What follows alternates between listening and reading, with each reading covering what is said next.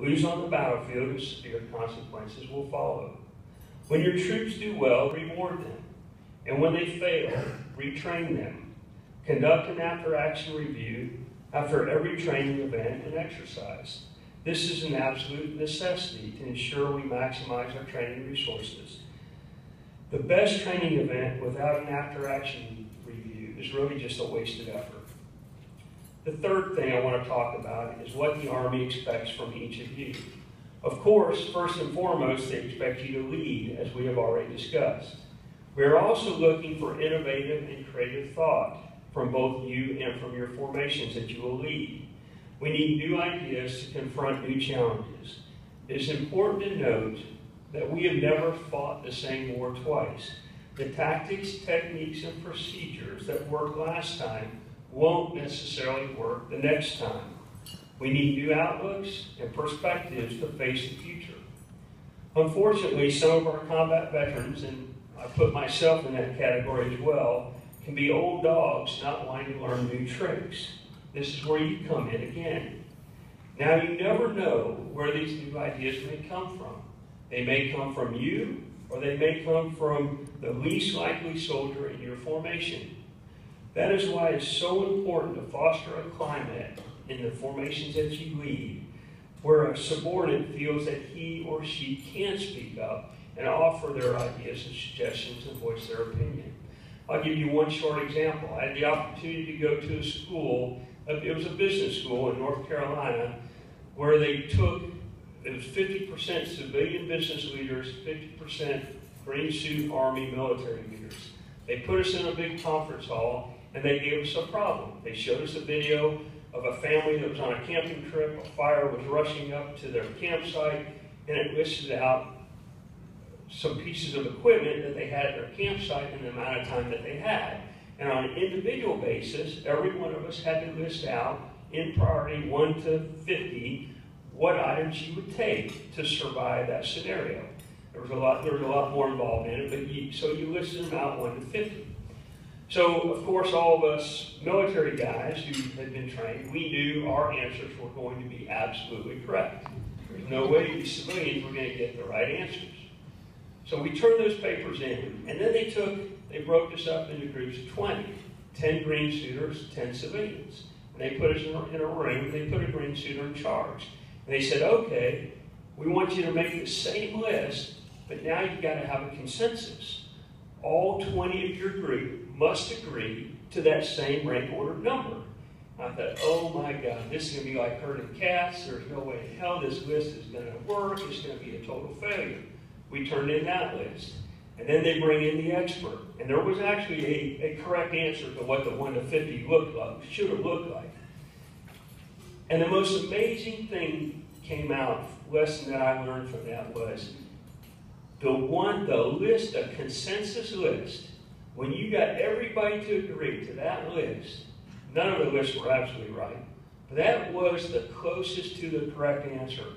The consensus list outscored every single individual list that was put out. So every single individual military green suit person who put their list failed against that consensus list.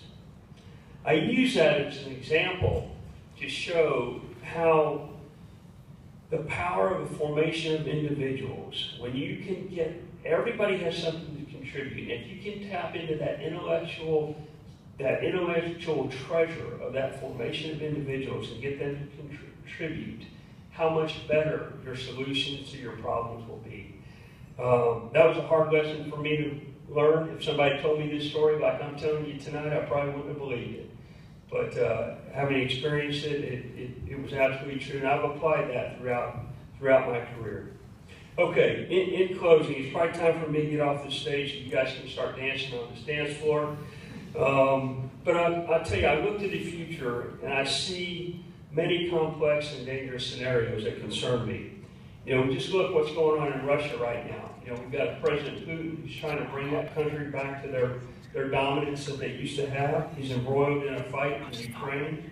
We've got China with military and technological expansion like no one's ever seen before. They just launched their first nuclear submarine that actually has nuclear equipped ballistic missiles in the submarine to do undersea launch. Us and Russia and France and England were the only countries that could do that previously.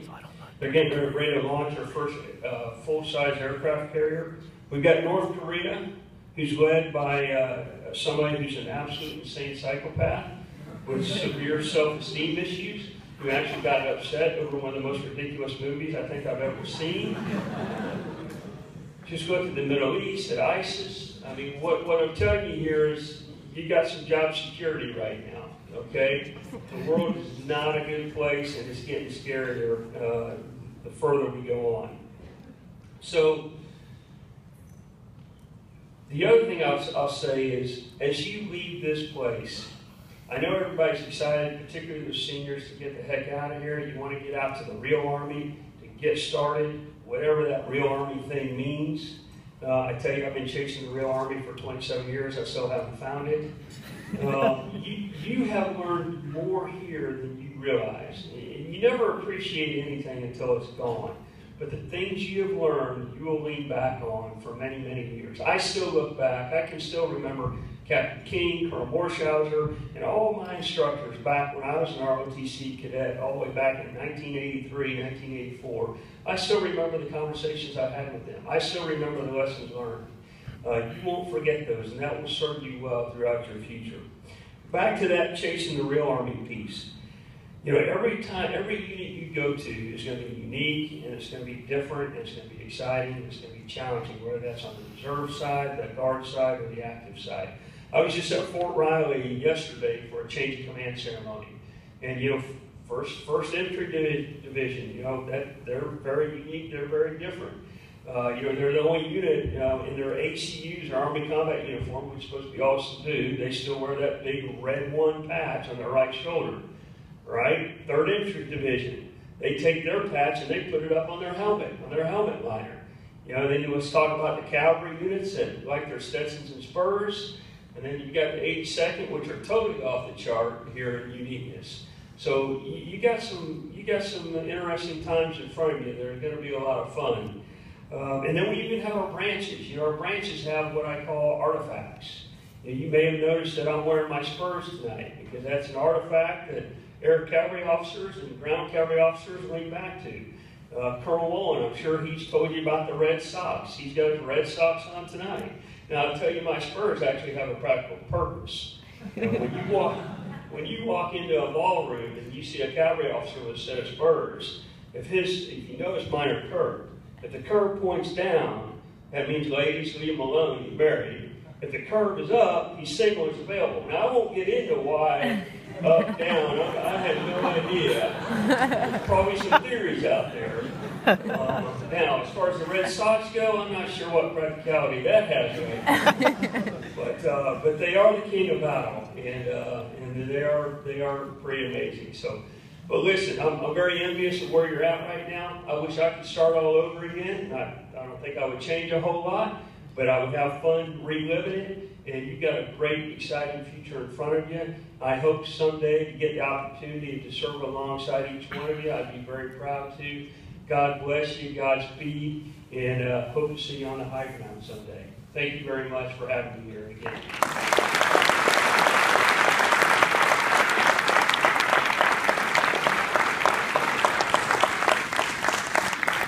Yes, Tyler, what do you have? Now it's my turn. I'm going to let you guys. On behalf of the Golden Lions Battalion, we got Colonel Jamison a plaque, and Cadet Valenzuela has been presented, and we just want to give it as a token of our gratitude. Thank you.